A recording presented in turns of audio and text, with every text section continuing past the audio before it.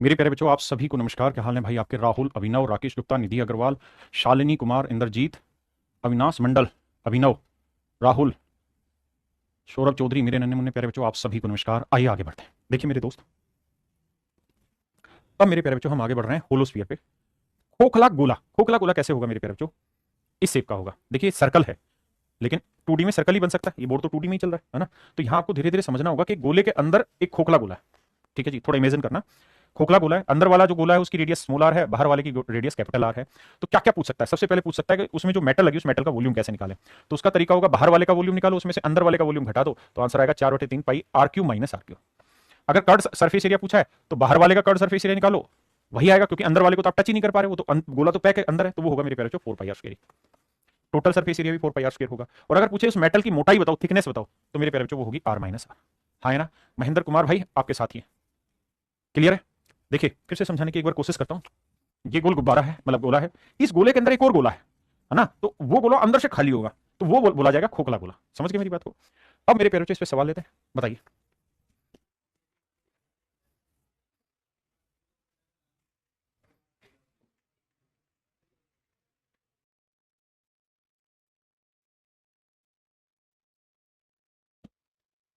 देखिए मेरे बाबू, सवाल में क्या कह रहा है? There are two solid metallic sphere of radius 1 centimetre and 6 centimetre. कह रहा है दो ठोस गोलों की त्रिज्या क्रम से 1 सेंटीमीटर और 6 सेंटीमीटर है। इनको पिघलाकर 1 सेंटीमीटर मोटाई का एक खोखला गोला बनाया गया। तो इस प्रकार बने खोखले गोले की बाह्य त्रिज्या ज्ञात करें। देखिए मेरे प्यारे बच्चों, सबसे पहले तो ये बताओ कि जो दो पिघलाएं हैं उनका वॉल्यूम क्या होगा? 4/3, 4/3 पाई आर क्यू। तो पहला वाला जो पिघलाया है उसकी रेडियस 1 है, तो 1 का क्यूब 1, 4/3 पाई। दूसरे वाले की रेडियस 6 है मेरे प्यारे बच्चों, तो 6 का क्यूब 216। दोनों को पिघलाया, दोनों को पिघला के फिर हमने इनको रिकास्ट कर दिया। किस चीज में रिकास्ट कर दिया मेरे प्यारे बच्चों? एक नए होलो स्फीयर, उसमें होलो क्या बोलते हैं, स्फीयर में, खोखले गोले में हमने ट्रांसफर कर दिया। तो जो खोखला बेलन होगा, खोखला गोला होगा, उसका वॉल्यूम होगा 4/3 pi r cube minus are cube. आपने कहा जी हाँ। तो इसको रिकास्ट किया 4/3 pi r cube minus are cube. आपने कहा सर बिल्कुल सही बात है। अब आप इस बात को भी समझते हैं कि मेरे प्यारे बच्चों R cube minus are cube का एक सूत्र होता है, R minus R into R square plus R square plus R R. पीछे एक सवाल में डिस्कस भी हुआ है। तो यहां अपनी तरफ से 2 आर आर जोड़ दो और 2 आर आर घटा लो, तो ये बन जाएगा मेरे बच्चे फिर से वही फार्मूला। तो आर माइनस आर, ये बन जाएगा आर माइनस आर का होल स्क्वायर, तो 2 3 आर आर। आपने कहा मामला सेट है। अब ध्यान से देखना कि आर माइनस आर यानी मेटल की जो थिकनेस है वो कितनी है मेरे प्यारे बच्चों। तो कह रहा है कि जो पिघला के खोखला गोला बनाया उसकी मोटाई 1 सेंटीमीटर है। तो इसकी मोटाई 1 सेंटीमीटर है, तो ये वैल्यू 1 आ गई। 1 का वर्ग 1 जमा 3 आर इंटू आर। तो 1 से गुना करोगे कोई फर्क पड़ेगा ही नहीं, तो 1 + 3 आर इंटू आर आया। हाँ जी। तो मेरे प्यारे बच्चों इस वैल्यू को सबसे पहले तो ये काट देते हैं, 4/3 पाई, 4/3 पाई, 4/3 पाई, ये काट देते हैं। अब मेरे बाबू यहाँ क्या बचा? 1। यहाँ क्या बचा? 216। और R cube minus are cube को मैंने सोल्व किया तो आया 1 + 3 आर आर, 1 + 3 आर आर। हाँ जी। अब माफ करिएगा, एक इधर प्लस का ये कट जाएगा, तो 3 से भी काटो तो काटे, तो 3 7 21, 3 दूनी चाहिए, यानी आर इंटू आर जो आया मेरे प्यारे बच्चों वो आया 72। और सवाल में खुद ही कहा है कि भाई आर माइनस आर की वैल्यू है 1। पहले इतनी बात करिए फिर आगे बढ़ेंगे।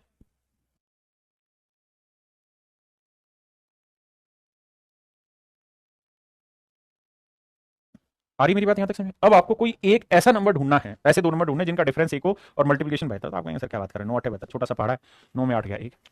तो सर जो पहली आउटर रेडियस पूछ रहा है, बाहर की त्रिज्या पूछ रहा है, एक्सटर्नल रेडियस, तो सर एक्सटर्नल रेडियस जो आएगी मेरे प्यारे बच्चों वो हो जाएगी 9 सेंटीमीटर। तो ये मेरे नन्हे मुन्ने प्यारे बच्चों 9 सेंटीमीटर मेरा राइट आंसर। करिए जी।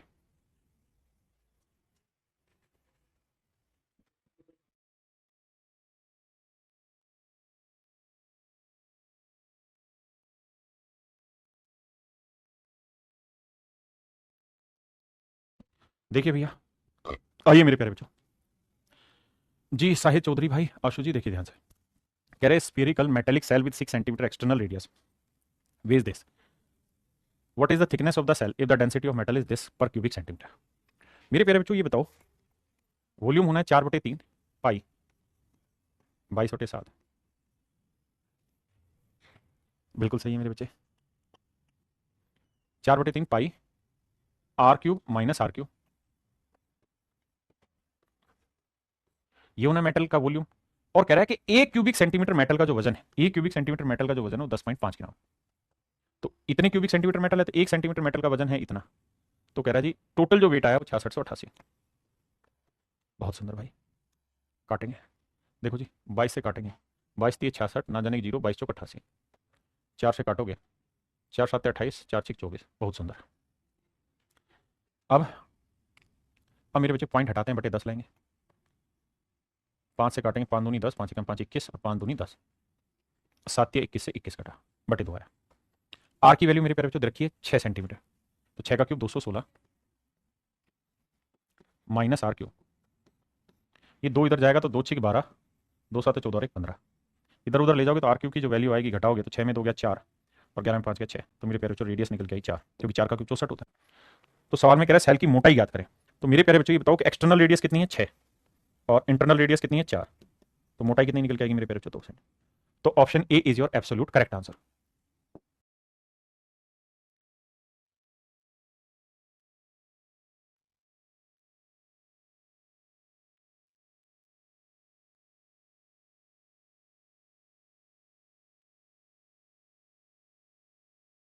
देखिए मेरे प्यारे बच्चों सवाल क्या कह रहा है, कहता है ball of lead 4 centimetre in diameter is covered with gold. कहता है गोला है और उस गोले को सोने की परत से हमने ढका हुआ है। If the volume of the gold and lead are equal, तो कह रहा है कि भाई लेड का भी जो वॉल्यूम होगा और जो गोल्ड का वॉल्यूम है दोनों का बराबर है, तो आपने बताना है गोल्ड की थिकनेस क्या है। क्यूब रूट 2 की वैल्यू दे रखी है, तो बताइए अप्रोक्सीमेट में। आइए मेरे प्यारे बच्चों ध्यान से देखिए मेरी बात, कहानी ये है मेरे बाबू, समझने वाली बात है। कहता है जी ये गोला है और इस बॉल की जो लेड 4 सेंटीमीटर इन डायमीटर, कहता है इसका डायमीटर है 4, तो मेरे बच्चे इसकी रेडियस कितनी हुई 2, तो इसका वॉल्यूम क्या होगा मेरे प्यारे बच्चों 4/3 पाई आर क्यूब, आर यानी 2, 2 का क्यूब हुआ 8। अब मेरे प्यारे बच्चों कह रहा है इसके ऊपर हमने सोने की पीले कलर की परत चढ़ा दी, तो परत चढ़ाई तो गोला मोटा हो गया भाई थोड़ा सा, बिल्कुल हो गया जी। अब भैया गोला ऐसा बन गया, तो क्या करें सर। तो सर अब गोला जो बना उसमें क्या हुआ होगा, इसकी मोटाई आ गई, कितनी मोटाई हो गई अब भाई हमको नहीं पता, लेकिन हम ये जान रहे हैं कि सर कैपिटल आर मान लेते हैं आर।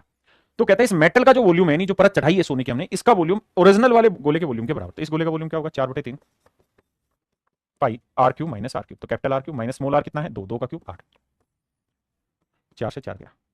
अब 8 बराबर मेरे बच्चे आर क्यूब माइनस 8, 8 और 8 16, तो आर क्यूब वैल्यू आ गई मेरे बच्चे 16।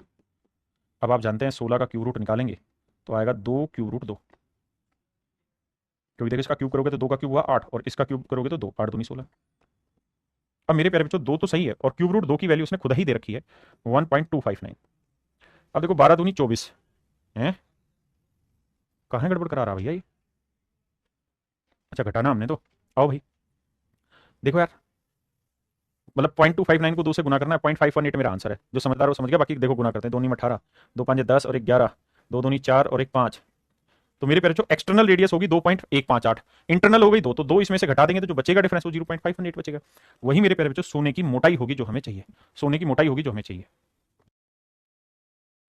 क्लियर है मेरे प्यारे बच्चों। आइए अब मेरे प्यारे बच्चों हम स्टार्ट करने जा रहे हैं होमोस्फीयर हेमिस्फीयर। हेमिस्फीयर का मतलब होता है अर्धगोला, तो इसमें कोई बहुत नई चीज नहीं है, जैसे सेमी सर्कल है ऐसे अर्धगोला। तो मेरे प्यारे बच्चों अर्धगोले का वॉल्यूम आधा हो जाता है 2/3 pi r cube, lateral surface area इसका 2 पाई आर स्क्वायर होता है, लेकिन टोटल सरफेस में ये वाला एरिया भी शामिल हो जाता है, इसलिए मेरे प्यारे बच्चों टोटल सरफेस एरिया हो जाता है 3 पाई आर स्क्वायर हेमिस्फीयर में। अब आते हैं इस पे सवाल, पहला क्वेश्चन करिए। कह रहा है यदि एक ठोस अर्धगोले का व्यास इतना है, इसका कुल पृष्ठीय क्षेत्रफल ज्ञात करिए, तो टोटल सरफेस एरिया जो होता है मेरे प्यारे बच्चों वो रहता है कितना 3 पाई आर स्क्वायर। अब मेरे प्यारे बच्चों ये बताओ 3 पाई की वैल्यू 22/7, रेडियस कितनी मेरे प्यारे बच्चों, तो आप कहेंगे डायमीटर 14 है तो रेडियस 7 हुई। अब मेरे बच्चे 7 सोल्व कर देंगे, आंसर 3 दूनी 6, 6 7 42, 2 यूनिट डिजिट होना चाहिए, तो ये दोनों तो मेरे आंसर होंगे नहीं, पक्की बात है। अब 11 से भी भाग होना चाहिए, तो ये 11 से भाग नहीं हो रहा, तो ऑप्शन ए। भाई मल्टीप्लाई करेंगे या पता है कि 11 से भाग होना चाहिए, तो ये 11 से भाग नहीं हो रहा, तो वो वाला मेरा आंसर है। हाँ जी 3 से भी चेक कर सकते थे। आइए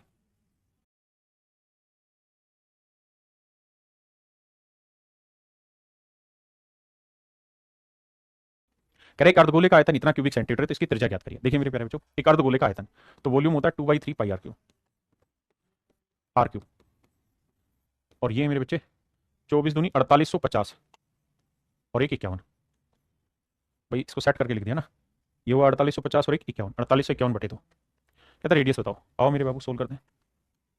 देखिए भैया 11 से जाएगा 5 4 9 8 1 9, ठीक है 11 से काटेंगे तो 11 एकम 11 दूनी 22, 11 चुक 44 4, 11 चुक 44, 11 एकम 11, बिल्कुल ठीक है। अब मेरे बच्चे 2 दूनी 4 दूनी 8 तो आया नीचे, और 8 को हम लिख सकते हैं 2 का क्यूब। 441 बेसिकली 21 का वर्ग होता है, और यहाँ मेरे प्यारे बच्चों 7 या 21, 21 इधर जाके गुना होगा तो ये हो जाएगा 21 का क्यूब। तो आर क्यूब आ गया इतना, तो मेरे प्यारे बच्चों आर की वैल्यू आ गई 21/2। तो आंसर आया मेरे प्यारे बच्चों 10.5 सेंटीमीटर। आंसर हो गया मेरे बच्चे 10.5 सेंटीमीटर।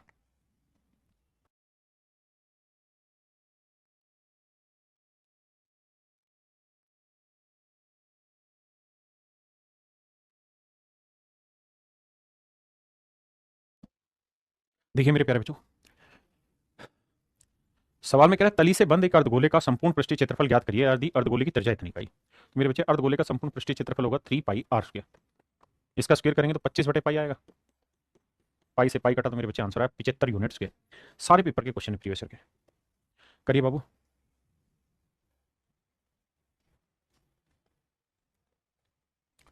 देखिए दोस्त, सवाल में कह रहा है पानी से भरी अर्धगोलीय टंकी को 7.7 लीटर प्रति सेकंड की दर से किसी पाइप द्वारा खाली किया जाता है। टंकी के 2/3 भाग को खाली करने में कितना समय लगेगा यदि टंकी की आंतरिक त्रिज्या 10.5 सेंटीमीटर। मेरे प्यारे बच्चों, कुल मिला के मतलब मोटी मोटी बात का ये है कि भाई ये एक अर्धगोला का टंकी है, और टंकी लगेगा खाली करने में यदि टंकी की आंतरिक त्रिज्या, कहता है इसकी जो रेडियस है वो 10.5 सेंटीमीटर, 10.5 मीटर माफ करिए। तो इस अर्धगोले का वॉल्यूम क्या होगा मेरे प्यारे बच्चों? तो आप कहेंगे सर 2/3πr²। आर की वैल्यू 10.5। बिल्कुल ठीक है सर। अब मेरे बच्चों कहानी ये है, कह रहा है जी इस टंकी के 2/3 भाग को खाली करना, पूरी टंकी खाली नहीं करनी, कह रहा है जी इसका केवल 2/3 पार्ट खाली करना है, इसका केवल 2/3 पार्ट खाली करना है, यानी इतना भाग निकालना है, यानी पूरा वॉल्यूम नहीं चाहिए, इस वॉल्यूम का 2/3 भाग हमें यूज करना है। तो कह रहा है कितनी देर में खाली हो जाएगा अगर 7.7 लीटर पानी हर सेकंड इससे बाहर जा रहा है। 7.5 लीटर पानी हर सेकंड इससे बाहर जा रहा है। तो मेरे प्यारे बच्चों, आप ये बात जानते हैं कि 1000 क्यूबिक सेंटीमीटर बराबर 1 लीटर होता है, और 1000 क्यूबिक सेंटीमीटर को मीटर में बदलेंगे तो 1 क्यूबिक मीटर आएगा। This is also equal to 1 litre. तो मेरे बाबू, अब कहने का मतलब ये था सवाल में कि भाई 1 सेकंड में 7.7 लीटर पानी खाली हो रहा है। तो 7.7 लीटर पानी खाली नहीं हो रहा, क्योंकि 1 लीटर में 1 क्यूबिक मीटर वॉल्यूम है, तो 7.7 लीटर में कितना वॉल्यूम होगा? 7.7 क्यूबिक मीटर वॉल्यूम हो जाएगा। अब कह रहा है जी 1 सेकंड में इतना पानी खाली हो रहा है, तो भैया 3600 सेकंड में कितना खाली हो जाएगा? इतना। तो मैं ये कह सकता हूं कि इतना वॉल्यूम हर घंटे खाली होगा बराबर। भाई 1 सेकंड में इतना, तो 3600 सेकंड में इतना। आप कहें कि आपने घंटे में क्यों लिया?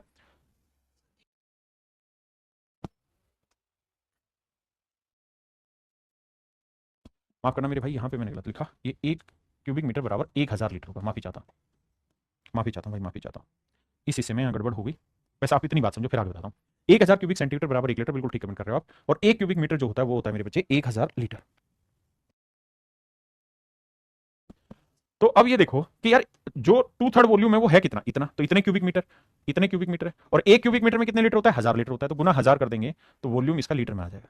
सबसे आसान, यानी इतना लीटर पानी हमें खाली करना है। और 1 सेकंड में कितना पानी खाली होता है मेरे बच्चे? 7.7। तो 1 सेकंड में 7.7 लीटर खाली होता है, तो 3600 सेकंड में कितना? गुना 3600, क्योंकि मुझे घंटे पे कहानियां चाहिए। तो अब भैया कैलकुलेशन बैठाते हैं, आओ। देखो यार, अरे पाई भी नहीं रखा मैंने यहाँ। पाई की वैल्यू 22/7 रखनी थी मेरे बच्चे, 22/7। अब बैठाते हैं जी कैलकुलेशन को, देखना ध्यान से मेरे बच्चे। देखिए यार, डेसिमल यहाँ से हटाएंगे तो 1 जीरो कट जाएगी। यहाँ 1 2 3, 3 डेसिमल हटाएंगे 3 जीरो कट जाएगी। बिल्कुल ठीक है। अब मेरे बच्चे 7 या 21, 21 5 105 5 जाएगा। 11 दूनी 22, 11 7 77। बिल्कुल ठीक है।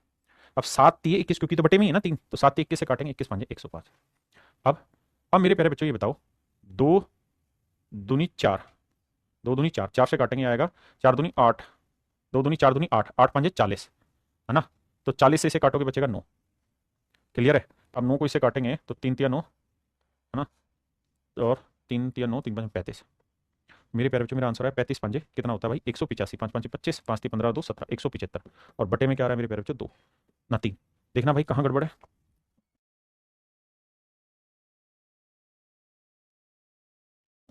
मेरे प्यारे बच्चों, ये एब्सोल्युटली करेक्ट है। ऑप्शन में ही मिस्टेक छोड़ी हुई है हमारे खिलाड़ियों ने।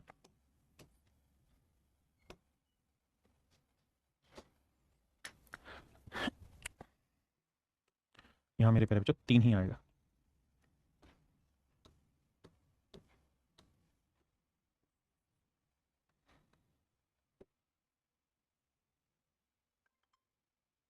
तो मेरे प्यारे बच्चों, ऑप्शन डी आपका करेक्ट है।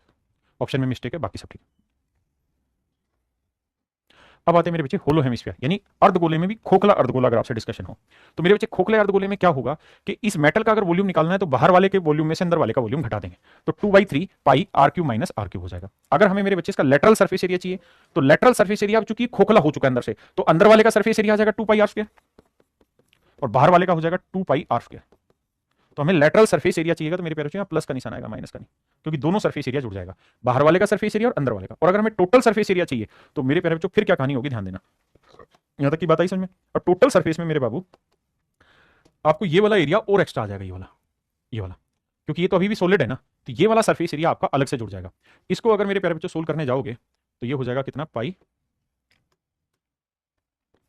r² minus r²। ये वाला सरफेस एरिया इसमें मेरे प्यारे बच्चों एक बार हमें और जोड़ना होगा। अब बाबू देखना ध्यान से, ये वाला था मेरे बच्चे 2πr² प्लस 2πr²। आपने कहा जी बिल्कुल ठीक है, अंदर वाले का और बाहर वाले का ये था लेटरल सरफेस एरिया, इसके अंदर ये वाला एरिया और जोड़ देना है। इसको जब सोल्व करोगे तो बन जाएगा πr² माइनस πr², तो ये तो बन जाएगा मेरे बच्चे 3, तो ये बन जाएगा 3πr², और इसमें से घट के आ जाएगा πr²। तो मेरे प्यारे बच्चों ये होगा इसका टोटल सरफेस एरिया, ये लेटरल सरफेस एरिया, ये वॉल्यूम, और थिकनेस वही r माइनस r होगी। आइए पहला सॉल्व पढ़िए मेरे बच्चे।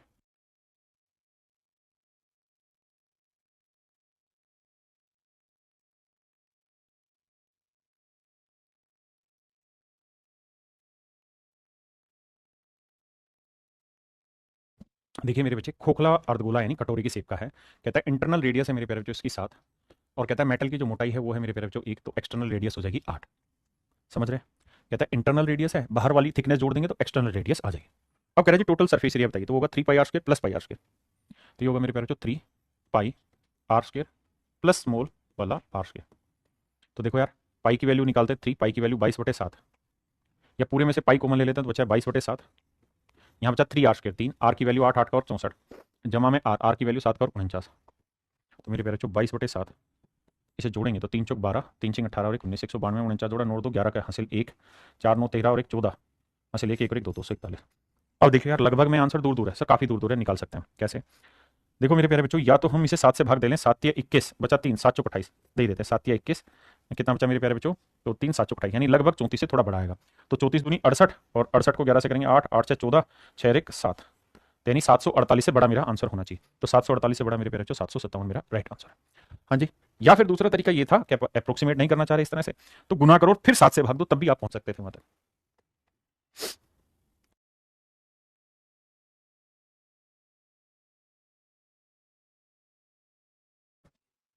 देखिए मेरे प्यारे बच्चों, देखिए भाई सवाल में कह रहे हैं metallic hemisphere ball is made up of steel, कहता है कि इस्पात से धातु का एक अर्धगोला कटोरा बनाया गया, कटोरे को बनाने में कुल इतने क्यूबिक सेंटीमीटर इस्पात का प्रयोग किया गया। ठीक है जी, यानी मेटल का वॉल्यूम आपको दे दिया, तो मेटल का जो वॉल्यूम होगा मेरे प्यारे बच्चों वो होगा 2/3 पाई r³ माइनस r³, और कह रहा है जी वॉल्यूम है 342 पाई, बिल्कुल ठीक है। कटोरे में 144 क्यूबिक सेंटीमीटर जल आ सकता है, कटोरे के अंदर जल आ रहा है, तो मेरे प्यारे बच्चों बेसिकली कहानी ये है,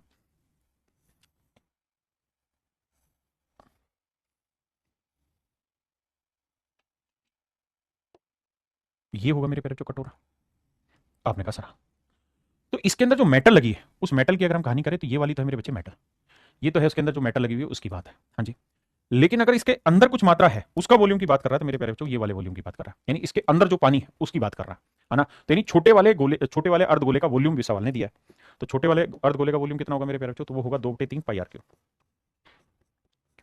और ये वॉल्यूम मेरे प्यारे बच्चों देखा हमारा कितना 144 पाई,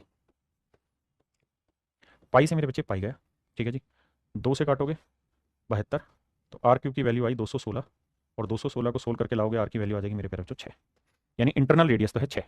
ठीक है जी, अब कटोरे की मोटाई बतानी हमें, तो r की वैल्यू 6 यहाँ रख देते हैं, तो देखो पाई से पाई गया है ना, 2 से काटेंगे 2 एकम 2, 2 7 14, 2 एकम 2, तो r³ की वैल्यू 216 है, माइनस r³ नहीं स्मॉल r³, तो r³ स्मॉल r³ की वैल्यू 216 है, 3 से गुना करेंगे तो मेरे बच्चे 3 एकम 3, 3 7 21, 3 एकम 3 और 2 5, तो r³ की जो वैल्यू आएगी वो आएगी, जोड़ेंगे तो 6 और 3 9, 1 और 1 2, 5 और 2 7, 729, आप जानते ही रहता है 9 का क्यूब, तो एक्सटर्नल रेडियस 9 है, इंटरनल रेडियस 6, तो कह रहा है कटोरे की मोटाई बताओ, तो 9 में से मेरे प्यारे जो 6 घटाएंगे मोटाई तो आएगी 3, तो 2 ऑप्शन है, ये वाला हटा ये वाला हटा, ये है ये। अब कह रहा है कि बाहरी सतह का वक्र पृष्ठ क्षेत्रफल क्या होगा, कहता है जी बाहरी सतह का वक्र पृष्ठ क्षेत्रफल हमको मेरे प्यारे बच्चों निकालना है। अब मेरे प्यारे बच्चों सवाल में कह रहा है कि भाई बाहर वाले का सरफेस यानी ये वाला जो है लेटरल सरफेस बताओ केवल, तो वो मेरे प्यारे बच्चों हो जाना क्या 2 पाई r², और बाहर वाले की रेडियस क्या है 9, 9 का वर्ग हुआ 81, तो 2 एकम 2, 2 8 16, 162 पाई। तो मेरे प्यारे बच्चों ये मेरा आंसर है, तो ये गलत हो गया 81 था, तो ऑप्शन बी मेरा यहाँ करेक्ट है। आए ना मेरे प्यारे बच्चों। मेरे प्यारे बच्चों अब हम जो पढ़ने जा रहे हैं वो है बहुफलक, पॉलीहेड्रन। क्या पढ़ने जा रहे हैं मेरे प्यारे बच्चों? पॉलीहेड्रन पढ़ने जा रहे हैं। पॉलीहेड्रन है क्या मेरे प्यारे बच्चों? पॉलीहेड्रन एक 3D फिगर है, एक 3D फिगर है जिसके अंदर सारे के सारे जो सरफेस है वो फ्लैट सरफेस है।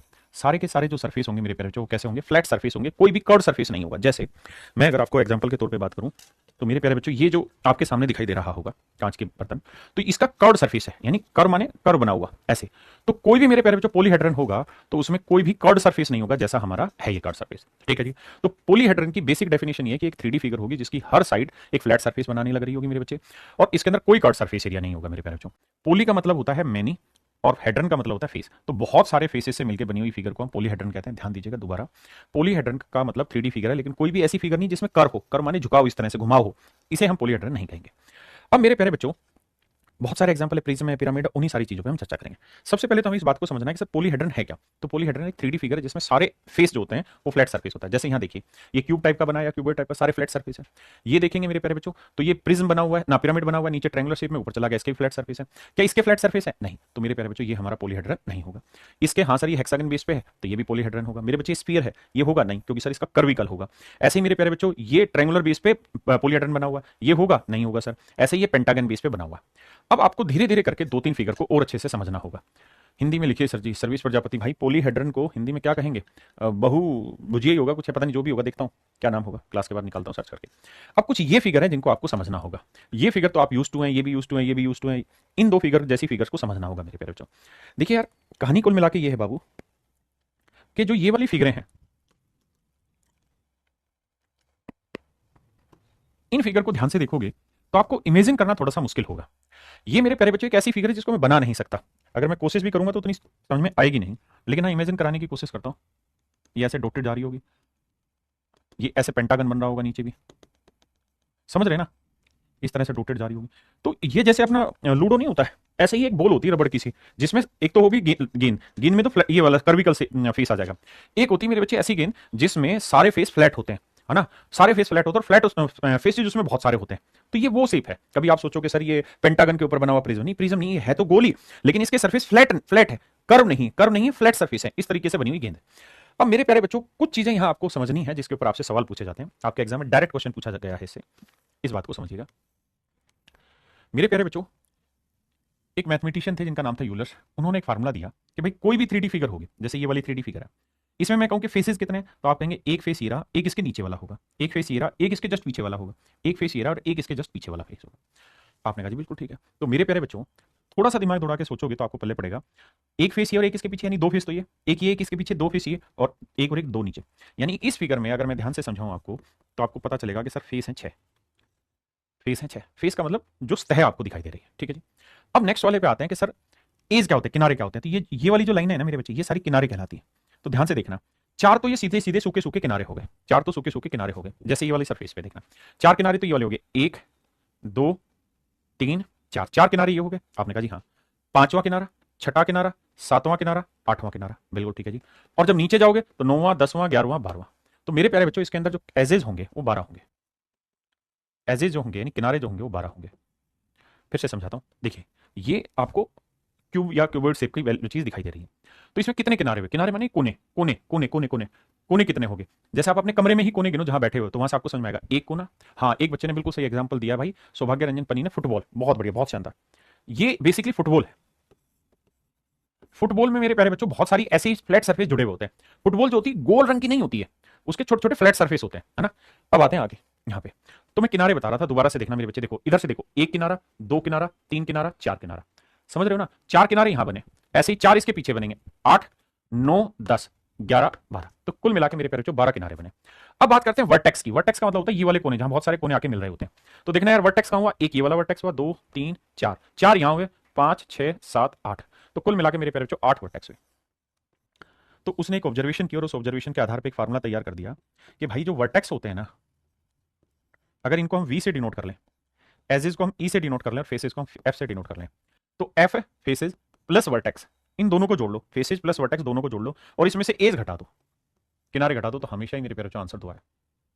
फेस और वर्टेक्स जोड़ लो और उसमें से एजेस घटा दोगे तो हमेशा ही मेरे प्यारे बच्चों उत्तर 2 आएगा। यही यूलर फॉर्म है और यही यूलर वाले भाई ने हमें गाना गा के सुनाया, इसी को हमने यूलर्स थ्योरम बोल दिया यहाँ पे, है ना। तो आप ये बात हमेशा ध्यान रखेंगे कि भाई फेसेस प्लस वर्टेक्स में से अगर एजेस घटा देंगे तो हमेशा ही उत्तर 2 आएगा, या यूं कह सकते हैं कि फेसेस प्लस वर्टेक्स, ये एजेस उधर जाएगा, जुड़ जाएगा, 2 जमा एजेस। ये मेरे प्यारे बच्चों आपके सूत्र बन गए, जहां से सुमन कुमार मेरे बच्चे हम बातें समझेंगे। अब कुछ चीजें हैं जो आपको यहाँ याद रखनी चाहिए। आपको याद क्यों रखनी चाहिए समझाता हूं, पहले कुछ सवाल लेता हूं, इस सवाल पे फिर आगे बढ़े। बताओ मेरे बच्चे सवाल का उत्तर क्या हो। तो आप कहेंगे देखिए सर, एक आयताकार घनाभ के शीर्षों, किनारों और फलकों की संख्या वी, ई और एफ दिखा रखी है। तो कह रहा जी V minus E plus F क्या होगा। हमने ये पढ़ा था कि भाई फेसेज में वर्टेक्स जोड़ दोगे और फिर किनारे घटा दोगे तो उत्तर 2 आएगा। अब सर ये देखना क्या ये और ये कहानी सेम है। हाँ सर सेम ही है, एफ और वी जोड़ा हुआ है, एफ और वी जोड़ा हुआ है, ई घटाया हुआ, तो हाँ सर 2 ही आएगा। ये मेरे प्यारे बच्चों आपके एक्चुअल पेपर का क्वेश्चन है, एक्चुअल पेपर का क्वेश्चन है। जितने भी सवाल है उनमें जो मैं फिगर बना के दे रहा हूँ ये पेपर में नहीं दे रखी होती है, ठीक है जी। ये सिर्फ अभी रियलाइज कराने के लिए रखी, महसूस कर पाए फिगर को। आइए नेक्स्ट क्वेश्चन में, कहते हैं कि लंब प्रिज्म का आधार त्रिभुजाकार है। ध्यान देना, फिगर नहीं रखी होगी। लंब प्रिज्म का आधार त्रिभुजाकार है। कहता है वी प्रिज्म के शीर्षों की संख्या है, यानी वी जो है वो वर्टेक्स की वैल्यू है, ई जो है वो किनारे हैं एजेस है, और एफ जो है मेरे प्यारे बच्चों फेसेज है। तो कहता है V plus E minus F by 2। अभी फिगर दे नहीं रखी होगी, इमेजिन करनी है कि सर फेसेज कितने बने, तो 1 2 3, 3 फेस तो ये वाले बने, चौथा और पांचवा, तो फेस बन गए मेरे प्यारे बच्चों 5। बहुत बढ़िया। अगर मेरे प्यारे बच्चों किनारों की बात करूं या वर्टेक्स की बात करूं तो 1 2 3 4 5 6, 6 बने वर्टेक्स। और अगर किनारों की बात करें मेरे बच्चे तो 1 किनारा 2 किनारा 3 किनारा, 4 5 6 7 8 9, 9 हो गए किनारे। अब हमने ये नियम पढ़ा भी है, इसकी जरूरत नहीं निकालने की, मैं तो सिर्फ समझा रहा हूं कि वर्टेक्स जो होते हैं उसमें अगर हम फेसेज जोड़ के और एजेस घटा दें तो मेरे प्यारे बच्चों मेरा उत्तर आता है निकल के 2। आपने कहा सर बिल्कुल सही बात है, हमें यहां तक कोई दिक्कत नहीं। अब हमारे साथ कहानी ये है कि ये वैल्यू अलग अलग दे दिया। क्या दिया, कहता वर्टेक्स ले लो, वर्टेक्स कितने जी 6, प्लस एजेस ले लो, एजेस कितने जी 9, और माइनस एफ कर दो यानी फेस, और 2 से भाग दे दो। तो मेरे बच्चे नोट 6 15, 15 में 5 गया 10, 10 का आधा आया 5, तो उत्तर आया मेरे प्यारे बच्चों 5। मैं फिर आपको अपनी बात क्लियर कर दूं समझाते हो कि पेपर में फिगर नहीं दे रखी होगी इस तरीके यूलर शो में, आपको खुद सोचनी होगी, बनानी होगी। मेरा काम समझाना इसलिए मैंने बनाई है। कहता है एक ठोस है, उसके 12 कोने हैं और 30 किनारे हैं, तो कहते हैं फेस कितने होंगे। कह रहा है भैया 12 कोने हैं, यानी वर्टेक्स जो है 12 है और एजेस जो है मेरे प्यारे बच्चों 30 है। कहता है फेसेस कितने होंगे, तो मेरे प्यारे बच्चों face plus vertex minus edge, ये 2 उत्तर लाता है। तो फेस कितने निकालने, वर्टेक्स कितने जी 12 माइनस 30 जमा 2, तो 30 उधर जाएगा, प्लस का 32, 32 में से 12 गया तो मेरे प्यारे बच्चों फेस आएंगे 20। इसका मतलब ऑप्शन डी मेरे नन्हे प्यारे बच्चों आपका एब्सोल्युटली करेक्ट, ऑप्शन डी मेरे प्यारे बच्चों मेरा करेक्ट होगा। हाँ जी आइए जी, ध्यान देना फिगर नहीं दे रखी होगी कहीं पे। कह रहा है एक अष्टफलक के 6 शिरोबिंदु है। सवाल सिर्फ इतना दे देगा, कहेगा कि भाई एक ऑक्टाहेड्रन है जिसके 6 क्या है वर्टेक्स है, तो वर्टेक्स तो 6 दे दिए, अब उसके एजेस कितने ये आपको नहीं पता, उसके फेसेस कितने ये आपको नहीं पता। तो यहां मैं सलाह दूंगा कि आपको कुछ डाटा याद रख लेना चाहिए, कुछ आंकड़े याद कर लेने चाहिए। वैसे यहाँ के हिसाब से मैं आपको बता देता हूँ, ये है मेरे बच्चे ऑक्टाहेड्रन, अष्टभुजा वाला दिखाई दे रहा होगा आपके सामने। और इसमें कितने फेसेज हैं तो देखो ध्यान से, 1 2 3 4, 4 फेसेज ऊपर है 4 ही नीचे, तो फेसेज जो है मेरे प्यारे बच्चों 8। एजेस किनारे कितने, तो 1 2 3 4 यहाँ हो गए, 5 6 7 8 ये हो गए, 9 हो गया, 10 हो गया, 11 हो गया, 12, 12 है एजेस। हमसे सवाल ने पूछा उसके कितने किनारे, तो आंसर हुआ 12। मतलब फिगर हमें नहीं दे रखी होगी, फिगर नहीं दे रखी होगी, हमें खुद ही कैलकुलेट करना होगा। ऐसे मेरे प्यारे बच्चों यहां मैं आपको दे दूं एक 12 है भुज में 20 शिरोबिंदु है, मतलब वर्टेक्स जो है वो मेरे प्यारे बच्चों 12 है, ना माफ करिए 20 है। वर्टेक्स कितने मेरे बच्चे 20 है, ऐसा मैं नहीं सवाल कर रहा है। अब हमें निकालने इसके फेस कितने और इसके एजेस कितने, ये मेरे प्यारे बच्चों हमें निकालना। अब मेरे प्यारे बच्चों आप कैसे कैलकुलेट करेंगे भाई कितने फेस होंगे, कैसे याद रखेंगे, तो बड़ी मुश्किल समस्या आ जाएगी। फुटबॉल, ये फुटबॉल दिखाई दे रही है, तो मैंने एक लिस्ट यहाँ पे दी और मैंने ये कहा कि यार ये चीजें याद कर लो, इससे बाहर पेपर में सवाल नहीं आएगा। क्या बोला मैंने, मैंने ये कहा मेरे बच्चे अगर टेट्राहेड्रन है, टेट्राहेड्रन, टेट्राहेड्रन को हिंदी में समचतुष्फलक कहते हैं, जिसकी पीडीएफ आएगी उसके अंदर इनकी हिंदी में डलवा दूंगा अभी, समचतुष्फलक, हिंदी में समचतुष्फलक लिखेंगे इसे। इनका भाई पता नहीं, बाकी नाम समझा देता हूँ। टेट्राहेड्रन अभी लास्ट में मैं एक टॉपिक भी कराऊंगा अभी। तो टेट्राहेड्रन में मेरे बच्चे 4 फेसेज होते हैं, 6 एजेज होते हैं और 4 वर्टेक्स होते हैं। हेक्साहेड्रन, हेक्साहेड्रन में 6 फेसेज होते हैं, 12 एजेज होते हैं और 8 वर्टेक्स होते हैं। ऑक्टाहेड्रन में 8 फेस होते हैं, 12 एज होते हैं और 6 वर्टेक्स होते हैं। और इसकी जिसका भी सवाल है, डोडाहेड्रन की अगर मेरे प्यारे बच्चे बात करें तो 12 तो फेस हुए, 12 हुए फेस, एजेज हुए 30 और वर्टेक्स हुए 20, बिल्कुल ठीक है। और आइसोहेड्रन में मेरे प्यारे बच्चों 20 फेस हुए, 30 एजेज हुए, 12 आपके वर्टेक्स हुए। हाँ है ना, फिर से अपनी बात समझाता हूँ। देखो ऑक्टा माने 8, तो यानी 8 फेस है, डोडा माने मेरे बच्चे 12, 12 फेस हैं। आइसो माने 20 हुए, और हेक्सा माने 6। जो क्यूब होता है उसी को हम हेक्साड्रन भी कहते हैं, तो 6 फेसेज हुए। हाँ है ना।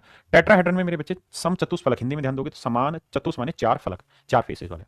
अब हमें जो सवाल है, देखिए डाटा याद रख पाए बहुत बढ़िया, नहीं तो बाबू फिर आ जाओ। अब मेरे बच्चे सवाल में कह रहा है कि डोडाहेड्रन, तो डोडाहेड्रन में फेसेस कितने होंगे? 12। वर्टेक्स दे रखे हैं, एजेस निकालने हैं। तो आप कहेंगे sir vertex plus face minus edge equals to 2। तो भैया वर्टेक्स कितने हैं? 20। फेस कितने हैं जी? 12। तो भैया ई का जो वैल्यू होगा, ये 2 इधर आएगा, माइनस का 20 और 10 30। तो मेरे प्यारे बच्चों एजेस जो आएंगे आपके निकल के कितने आएंगे? 30।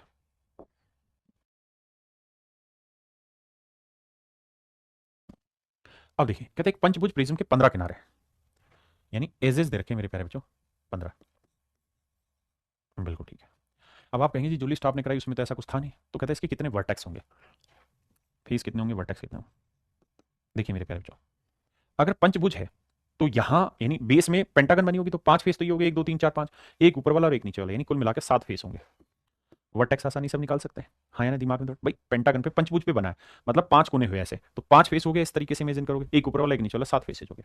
वर्टेक्स निकालना है तो फार्मूले में या फिर यहाँ पे निकालते हैं, यानी कोने 1 2 3 4 5, और 5 ऊपर 6 7 8 9 10, तो मेरे प्यारे बच्चों 10 बनेंगे वर्टेक्स, या फिर फार्मूले की मदद से सोल्व कर लीजिए। सहमत है मेरी बात से?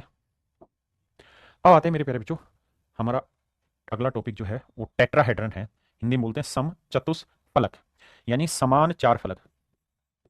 हिंदी में बोलते हैं समान 4 फलक, समान 4 फलक, 4 इक्वल फेसेज मेरे प्यारे बच्चों, 4 समान फलक, ये कहलाता है समान सम चतुष्फलक। अब होती क्या है कहानी, देखें ये केवल एक ही बेस पे बनता है और वो है इक्विलेटरल ट्रायंगल बेस। मैं बनाता हूं फिर आपको समझ में आएगा।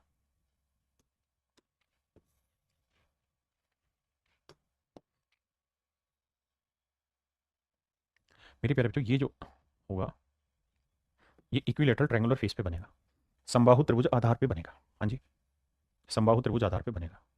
ठीक है मेरे बच्चे, अब कहानी आगे लेके चलते हैं। अब मेरे प्यारे बच्चों इसके ऊपर जब हम बनाएंगे क्या,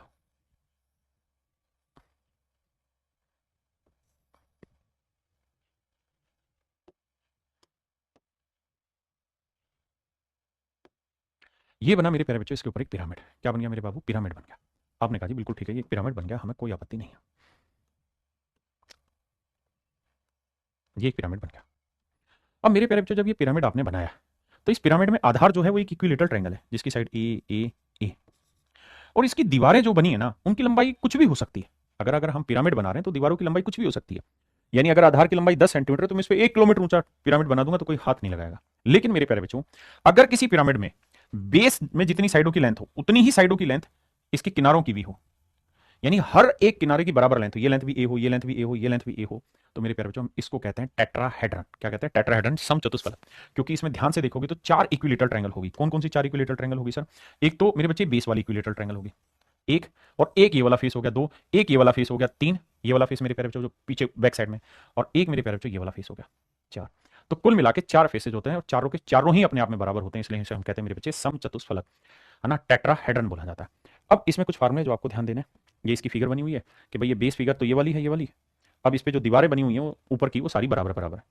तो मेरे प्यारे बच्चों देखिए ध्यान से, टेट्राहेड्रन का जो वॉल्यूम होता है वो होता है √2/12 रूट टू अपॉन 12 इसका जो टेट्राहेड्रन का जो लेटरल सरफेस एरिया रहता है वो 3 गुना √3/4 होता है।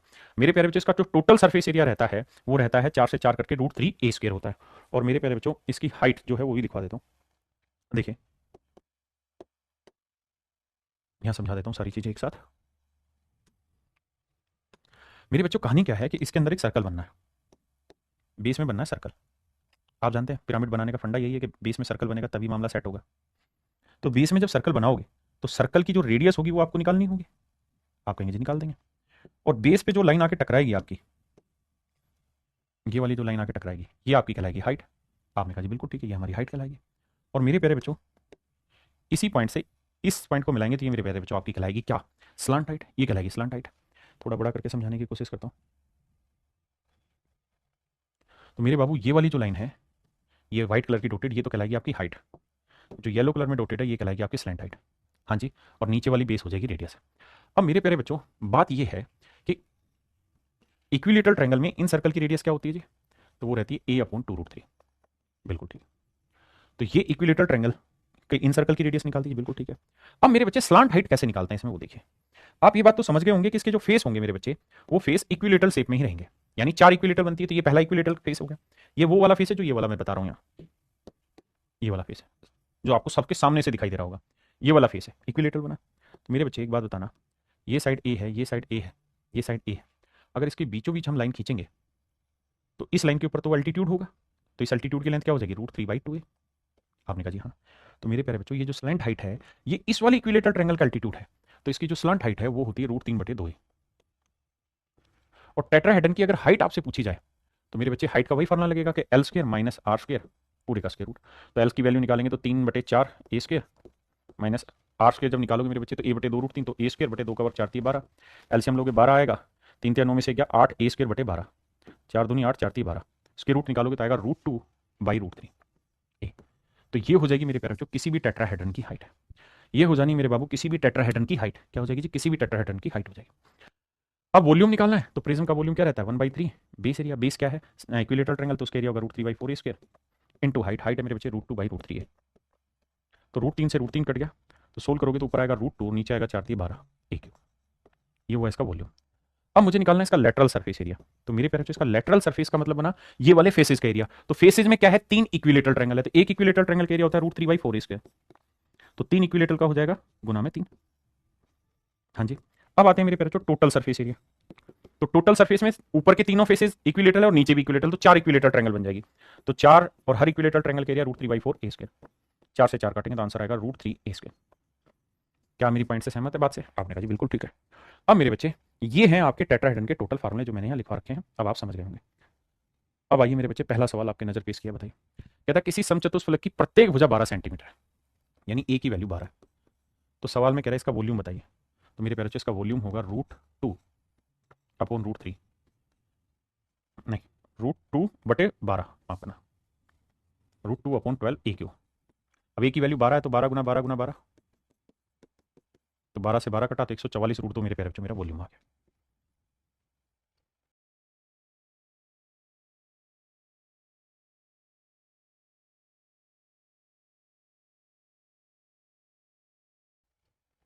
कहता है जी समचतुष्फलक का आयतन इतना है, तो वॉल्यूम होता है मेरे प्यारे बच्चों क्या, √2/12 a³, और ये है मेरे बच्चे 18 √2। बिल्कुल ठीक है जी, √2 से √2 कटा तो a³ की वैल्यू आई मेरे बच्चे 6 दूनी 12, 6 × 18, तो ये बन जाएगा 6 का क्यूब। 18 × 12 करोगे 216, 6 का क्यूब, तो ए की वैल्यू आ गई 6। अब कह रहा है जिसका कुल क्षेत्रफल ज्ञात करिए, टोटल सरफेस एरिया। तो टोटल सरफेस एरिया मेरे प्यारे बच्चों जो होगा वो होगा √3a² सर। तो ए की वैल्यू 6, 6 का वर्ग 36 √3 मेरे प्यारे बच्चों इसका टोटल सरफेस एरिया आएगा।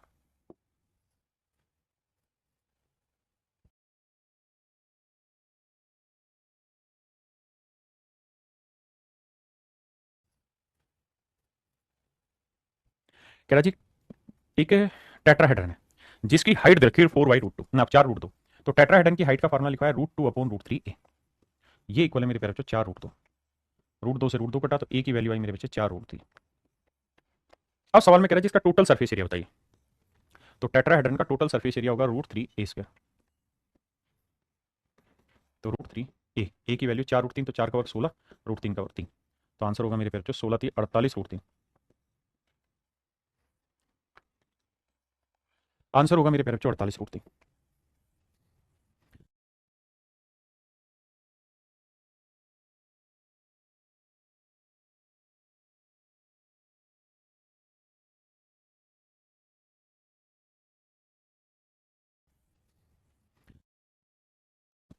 मेरे प्यारे बच्चों ये सीडीएस का क्वेश्चन है, बहुत फाइन क्वेश्चन है। सवाल सुन पढ़िए।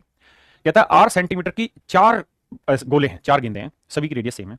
3 गेंदों को एक साथ एक समतल पर इस प्रकार रखा गया कि प्रत्येक गेंद अन्य 2 गेंदों को टच कर रही है। मैं फिगर बना के समझाने की कोशिश करूंगा। एक गेंद मेरे बच्चे ये, दूसरी गेंद ये, और तीसरी गेंद मेरे प्यारे बच्चे ये। अभी ध्यान देना गोले, आपने कहा जी बिल्कुल ठीक। तो जब आप इनके सेंटर्स को मिलाएंगे मेरे बाबू, इसके सेंटर से इसके सेंटर को, इसके सेंटर को, इसके सेंटर को, तो ये बेस बन गया। आपको थोड़ा सा इमेजिन करना पड़ेगा और कुछ नहीं है। अब मेरे प्यारे बच्चों कह रहा है जी चौथी जो गेंद है वो इसके ऊपर रखी जा रही है, सेमी रेडियस की जो चौथी गेंद है वो इसके ऊपर रखी गई है ऐसे। अब ये सर्कल दिख रहा होगा आपको लेकिन वो है गेंद, समझ रहे हैं ना मेरी बात। तो चौथी गेंद रखी गई, अपने पास गेंद होगी ये रही। मेरे प्यारे बच्चों ऐसी मेरे पास 3 गेंद है, ठीक है। तीनों गेंदों को मैंने एक एक करके नीचे रखा, भाग क्यों रहा भाई। 3 गेंद है, तीनों गेंदों को एक के ऊपर एक मतलब एक एक 3 गेंद सेट कर ली और चौथी उनके ऊपर सेट कर दी। तो थोड़ा सा ध्यान दोगे ना तो चौथी जो सेट होगी वहां, मेरे प्यारे बच्चों अगर चौथी यहां सेट हो रही है तो ये बेसिकली एक टेट्राहेड्रन बन जाएगा। इमेजिन करने का खेल है, क्योंकि फिगर यहां थोड़ी उतनी अच्छी दिखेगी नहीं आपको। ये मेरे प्यारे बच्चों एक टेट्राहेड्रन बन जाएगा। मैं थोड़ा ऐसे बना के दिखा दे रहा हूं ताकि आप इमेजिन कर पाए। है गेंद, दियो तीनों गेंद लेके, एक और लिया जल्दी से। देखिए मेरे प्यारे बच्चों, समझाने की कोशिश करते हैं पर इससे तो ज्यादा बेकार हो जाएगी लाइट। देखो ये तीन, एक गेंद यहाँ दिखा, एक गेंद ये 3 गेंदें तो मेरे प्यारे बच्चों इस तरीके से सरफेस पे रखी हुई है और चौथी गेंद इनके ऊपर ऐसे रखी हुई है। इमेजिन करके देखना थोड़ा सा, बताइए यार ये तो कुछ ज्यादा ही सिस्टम। कमेंट कर दोगे समझ गए कि नहीं। पकड़ इसको, एक गेंद ना जाए। देखा, अब मेरे बच्चे 4 गेंदें ऐसे, ये 3 गेंदें एक साथ रखी हुई, जैसे ये रखी हुई 3 गेंदें मेरे हाथ में दिखाई दे रही भाई, 3 गेंदें दिखाई दे रही मेरे बच्चों। इनके ऊपर मैं चौथी गेंद यहां रखूंगा। तो जब चारों के सेंटर को आपस में जोड़ूंगा ना, चारों के सेंटर को मेरे बच्चे आपस में जोड़ूंगा तो वो कुछ और नहीं आपका टेट्राहेड्रन बना देगा, क्योंकि हर एक सेंटर से दूसरे सेंटर की जो डिस्टेंस होगी वो आर ही मतलब 2r हो जाएगी। हर एक सेंटर से दूसरे सेंटर की जो डिस्टेंस होगी वो 2r हो जाएगी। तो ये लेंथ 2r हो जाएगी, ये 2r हो जाएगी, 2r हो जाएगी। यानी टेट्राहेड्रन बनेगा जिसकी हर एक साइड की लेंथ 2r होगी। अब हमसे सवाल में कह रहा है तो चौथी गेंद की केंद्र से दूरी ज्ञात करें। तो चौथी गेंद उन पर इस प्रकार रखी जाती है कि यह गेंद तीनों गेंदों को छूती है। तो समतल से चौथी गेंद के केंद्र की दूरी ज्ञात करो। तो कहता है कि भाई समतल से चौथी गेंद के केंद्र की दूरी ज्ञात करिए। अब सबसे पहले ये सोचिए कि टेट्राहेड्रन बना तो टेट्राहेड्रन की हाइट क्या होती है, यहां से यहां तक की हाइट कितनी होगी। तो आप कहेंगे टेट्राहेड्रन की हाइट होती है √2/√3a, √2/√3a। अब a की वैल्यू यहां हो जाएगी 2r, बिल्कुल ठीक है। अब मेरे बच्चे गेंद जमीन से, गेंदों का जो सेंटर है जहां से नापी उससे गेंद से कितनी दूरी है, r सेंटीमीटर नीचे होगी। तो r और जोड़ देंगे, ये मेरे प्यारे बच्चों मेरा करेक्ट आंसर आएगा। इसे सोल्व करेंगे तो आएगा 2r मतलब 2√2r प्लस √3r अपॉन √3। ये हो जाएगी मेरे प्यारे बच्चों उसकी दूरी। r कॉमन ले लेंगे, चौथी तो चौथी भाई इसमें ऑप्शन आर लिखा हुआ ना, फिर ठीक है मैं आर ही ढूंढ रहा। तो मेरे प्यारे बच्चों ऑप्शन बी मेरा करेक्ट है, आर ऊपर से कॉमन ले रखा है तो ऑप्शन बी यहाँ करेक्ट है। फिर भी अगर नहीं पल्ले पड़ रहा है ना तो 3 गेंदे लो, उसके ऊपर चौथी गेंद रखो, फिर उनके सेंटर को एक बार मैजिकली इमेजिन करके देखो, फिर पता चल जाएगा सवाल को। तो यहाँ मेरे प्यारे बच्चों ये टेट्राहेड्रन आपका खत्म होता है। अब मेरे प्यारे बच्चों मिसलिनियस क्वेश्चन है गए बहुत सारे, तो मिसलिनियस क्वेश्चन को मैं रिकॉर्डेड फॉर्मेट में आपको एक साथ प्रोवाइड कराऊंगा। तो मेंसुरेशन 3D मेरी तरफ से आज समझो खत्म होगी, लेकिन बहुत सारे मिसलिनियस क्वेश्चन है जो आपको जानने चाहिए, जो आपको पता रहने चाहिए, वो सब मैं आपको एक रिकॉर्डेड फॉर्मेट में वीडियो प्रोवाइड कर रहा हूं, क्योंकि बहुत सारे इतने अच्छे क्वेश्चन हैं कि उसको मैंने 3D के शेप में ही शूट किया है, उनको मैंने 3D के शेप में शूट किया है। तो जब 3D के शेप में शूट किया है तो 3D लाइव में तो हो नहीं सकती, तो 3D टाइप वीडियो बनाई हुई है मेरे प्यारे बच्चों। तो ये सारी वीडियो आपको एक साथ मैं आपके बैच में प्रोवाइड करा दूंगा और वहां से आप मेंसुरेशन 3D को बहुत अच्छे से तैयार कर सकते हैं। मैं साथ के साथ आपको ये भी कह रहा हूं कि जो मैंने पढ़ाया है इससे बाहर पढ़ने की जरूरत नहीं, mensuration 3D more than enough है, इतने क्वेश्चन आप कर लीजिए बहुत बढ़िया हो जाएगा। तो आज के लिए इतना ही, thank you, have a nice day to everyone, thank you मेरे बच्चे।